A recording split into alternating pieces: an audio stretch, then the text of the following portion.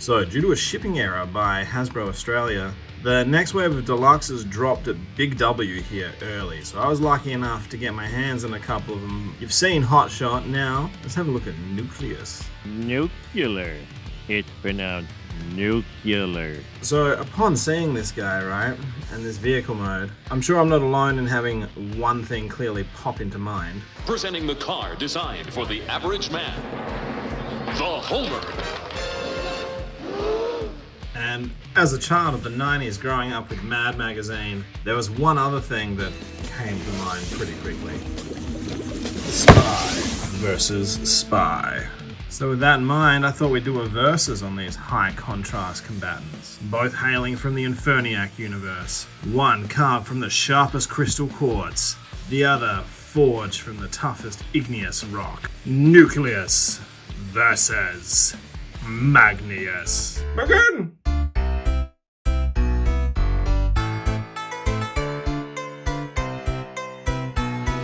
So I know officially, canon-wise, right, these guys are from the Infernac universe, which is fun because that hits on a few different things, you know? We got a little bit of Rock Lords going, we get a little bit of Inhumanoids for our troubles. Each one of them kind of riffs on something that happened in some Transformers show somewhere with some kind of rock or mineral deposit.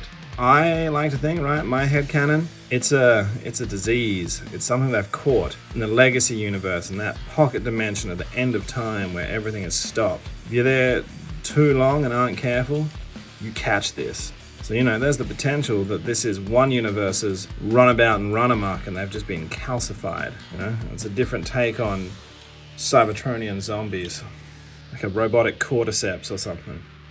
I also find personally that explanation, them having caught some kind of techno-virus, makes it less irritating that you can still see wheels and windscreens and stuff like that. Because what's the point of being a rock and then having a windscreen and like a rubber tire? Like every time they transform, someone's going to wander up and write "wash me" in their windscreen.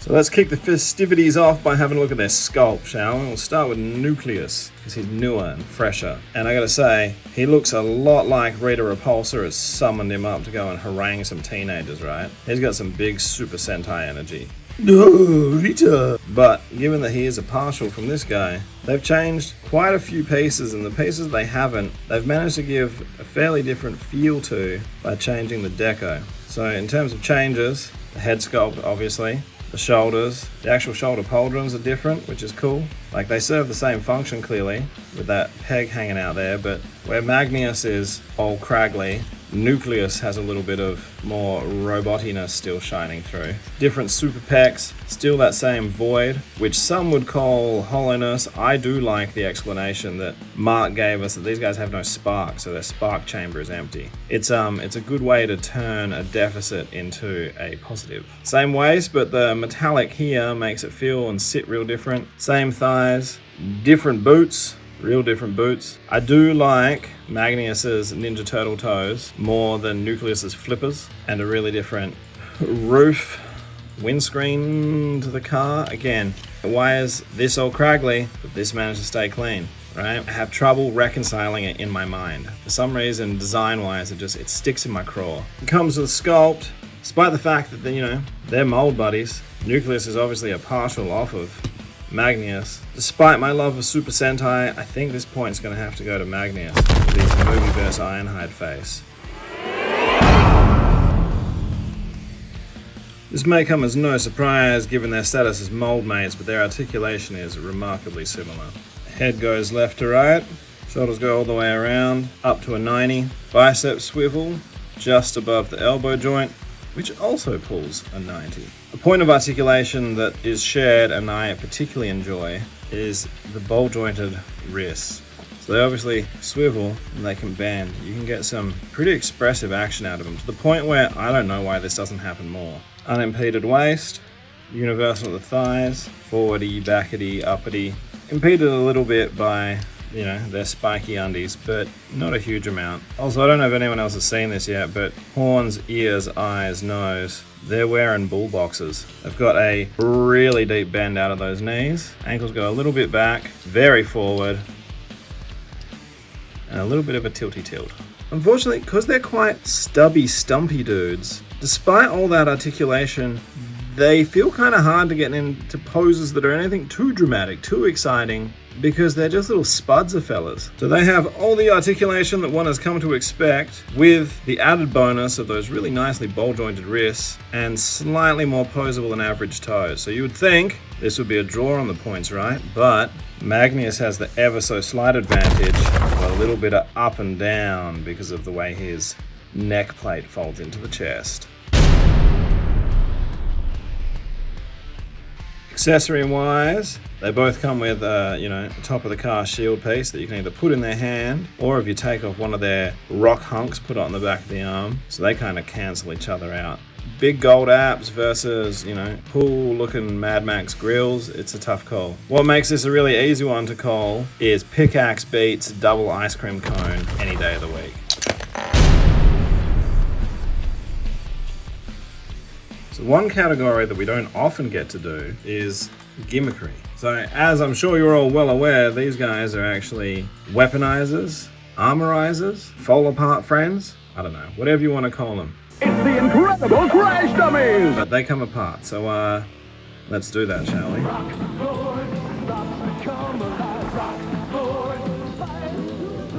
So the Siege Weaponizers, I think, definitely did it best, because much like the Junkions, you can take a bunch of bits off and you can, mix and match, but you are left with a lot of robot, a lot of rubble on the back end. So I thought the most fun and fair way to show this off was to kit up a couple of zombies with their Rock Lord parts. And I gotta say, of all the Weaponizers, Modulators, Junkions, Fossilizers, these to me feel the weakest. The rock pieces, they're pretty cool, but there's just not quite enough of them to make it a truly satisfying armoring up experience. Like, come on, this is arms hanging off shoulders and shins. I think, honestly, each time they've gone for this gimmick, they phoned it in a little bit more. And just for fun, here's the pair of them arming up a much bigger zombie. This I almost like. This is kind of cool. Two of them on a bigger guy, feels like there's some actual armorizing going on. You know what, you go ahead and chuck a couple of fossilizers in there as well. Baby, you got a stew going. I think I'd like my money back. Ultimately, I think Magneous edges him out just a little bit, but only because the big hammer takes what was already a cool pickaxe and doubles down on it better than being a double ice cream cone. What ultimately gives this gimmick point to Magneous is he can take all of Nucleus's parts, but for whatever reason, you can't put Magneus's legs on Nucleous. They just don't quite fit. So there's something else he can do. The best you're going to get out of Nucleus is one Winter Soldier arm. Advantage Magneous. And by way of a quick comparison, here they are alongside the only Rock Lord that I own. I gotta admit, I don't know who this is, nor do I care to. But you can definitely see what they were going for here. He's a freaky little fella, isn't he? No points for you. The transformation is relatively intuitive, but I found on Magneous, a lot of the parts you had to give your full weight behind to actually get them to snap into place. But once they do, it's pretty impressive how a lot of quite organic-y rock shapes all slot together nicely to make a relatively seamless vehicle. So I think I'm going to have to give the transformation point to Nucleous. Even though it's essentially exactly the same, I think the weapon integration on Magneous is kind of, your standard just peg it in. But there's the extra little step on Nucleous of the handle plugging in to the hood. It just makes it that slight degree more complex. I think we can all agree that they've managed to give the vehicle modes, given that they are mold mates, a really unique feel. In terms of functionality, they're filling really different niches and different slots, considering they're both essentially the same car made out of rocks. You've got your Canyon Aero, which smells like a steak and seats 45, and then you've got your weird moon module. With the white and gold, it's really hitting on some big NASA flavor. Both of their rolling is slightly encumbered by these nodules here, which, or at least let them slide down. They're pretty well level with the wheels, which is a weird choice. Nucleus definitely rolls better as well. So I think the point for this one, it really comes down to what mood you're in. If you're feeling like watching Mad Max, then this one's for you. If you feel like watching Moonraker, then you're gonna like Nucleus more. Whilst Magneous is undeniably a cooler looking car with his never been washed Mad Max flavor. The whole like retro Moonraker vibe of Nucleous definitely makes him a much more memorable alt mode. And if you got the two of them on a shelf together, Nucleous has the Goldblum effect. The eye is drawn to Goldblum. Advantage Nucleous. And there you have it. That's a wrap on our Geodudes. The winner has been crowned. The all-time rock and roller, Magneous.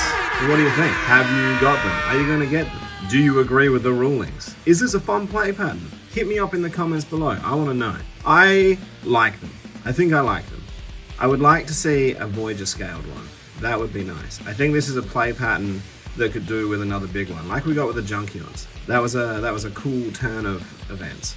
I'm also interested to see what other kind of repaints they end up pulling together for these bad boys. So until the next one, like and subscribe if you haven't. If you have, thank you so much. Way to go, you little legends. And hit me up in the comments below and let's get nerdy with it. Catch!